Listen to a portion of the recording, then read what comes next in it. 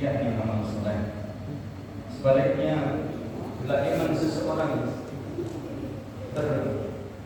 rusak, maka tergambarlah sikap hidup yang rendah dan tumbuhlah dari sana perilaku tercela yang diperlihatkannya dalam perbuatan sehari-hari, sehingga nyaris terlepas dirinya dari sifat-sifat manusia.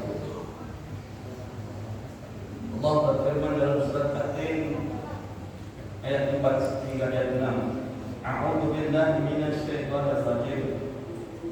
Laqad khalaqnal insana fi ahsani taqwim. Tsumma radadnahu asfala safilin. Ila alladziina aamanu wa 'amilus shalihati falahum ajrun ghairu mamnun.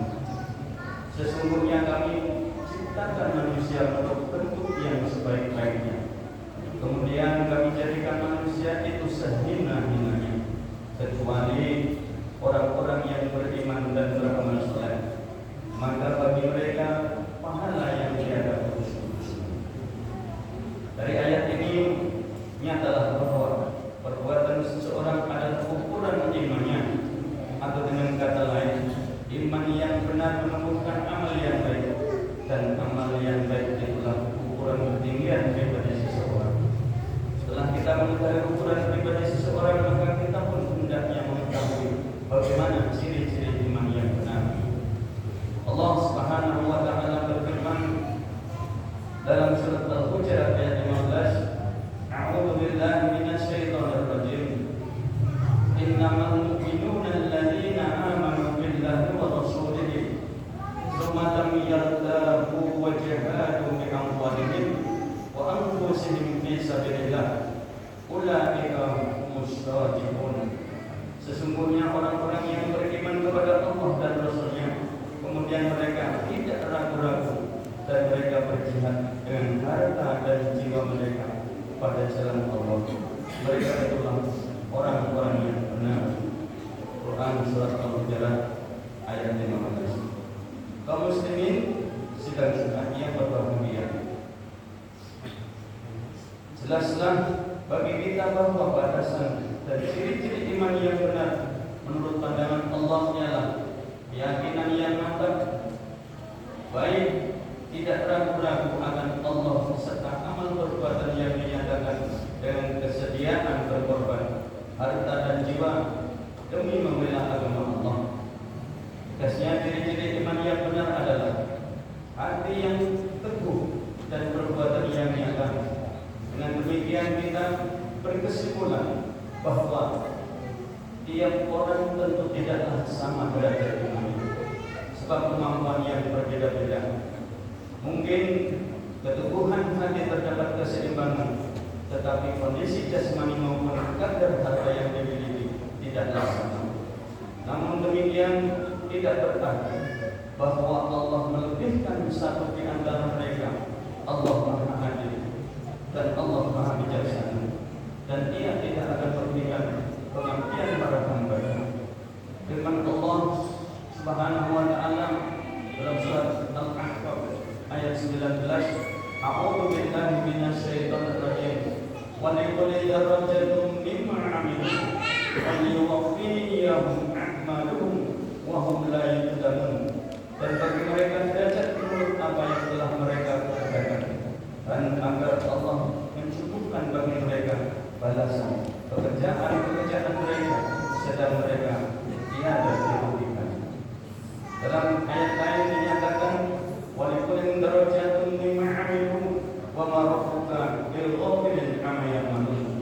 Dan masing-masing orang memperoleh derajat-derajat seimbang dengan apa yang dikerjakan, dan Tuhanmu tidak lengah dari apa yang mereka kerjakan. Hadirin sidang Jumat rahimahullah. Sebaliknya orang yang tidak tahu mengerti tentang ilmu agama, namun dia termasuk golongan orang yang beradab, maka di samping kewajibannya beribadah kepada Allah, ia hendaknya menggunakan harta kekayaannya untuk membantu orang yang menghajatkannya menurut ketentuan yang telah digariskan dalam tuntunan Allah. Atau dengan kata lain, hendaklah hartanya itu digunakan di jalan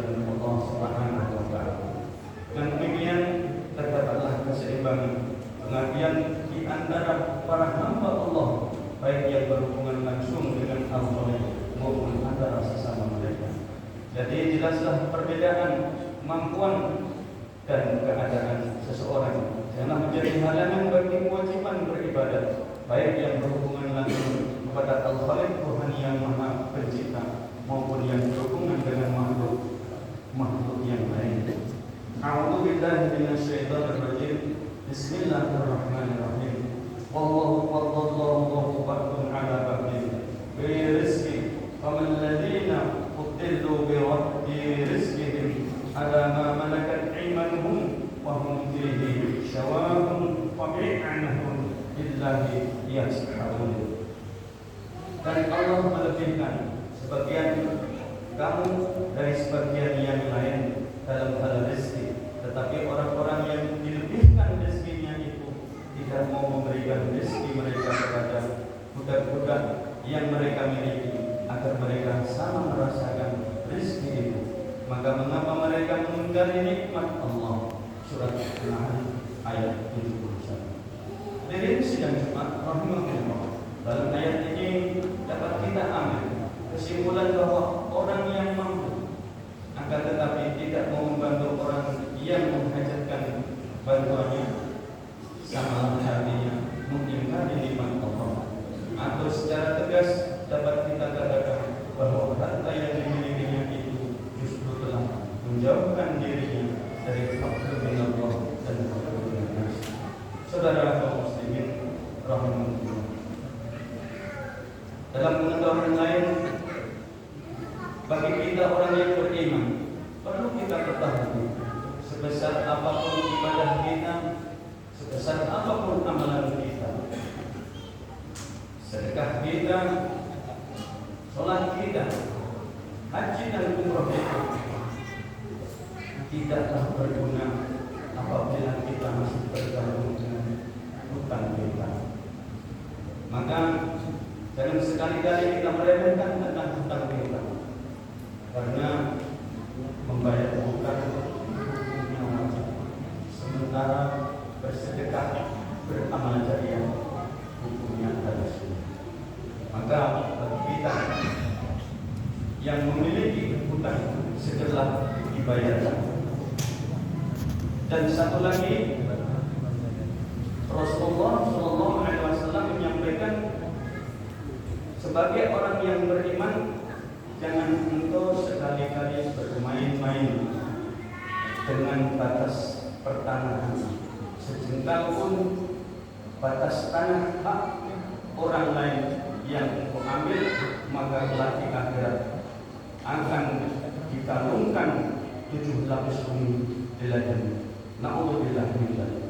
Hadirin rahimahullah, dengan demikian kita mohon kepada Allah, semoga kita senantiasa dijauhkan dari hal-hal yang buruk, dari hal-hal yang tidak baik. Kita senantiasa mendapat petunjuk dari Allah Subhanahu wa taala. Kita senantiasa mendapat bimbingan dari Allah Subhanahu wa taala sehingga kita terselamatkan dari dunia kita. Amin ya rabbal alamin. A'udzu billahi minasyaitonir rajim. Bismillahirrahmanirrahim. Wa may yahdihim mu'minan qad 'amila shalihati fa ulaika lahum darajatun 'ulaa. Dan barang siapa datang kepada Tuhannya dalam keadaan beriman lagi bersungguh-sungguh telah beramal saleh, maka mereka itulah orang-orang yang memperoleh tempat-tempat yang tinggi yang mulia di sisinya. Surat At-Taha ayat 25. Barakallahu li wa lakum fil Qur'anil azim wa nafa'ani wa iyyakum bima fihi minal ayati wa dzikril hakim wa taqabbal minni wa minkum tilawatahu innahu huwas samiul alim. Aqulu qawli hadza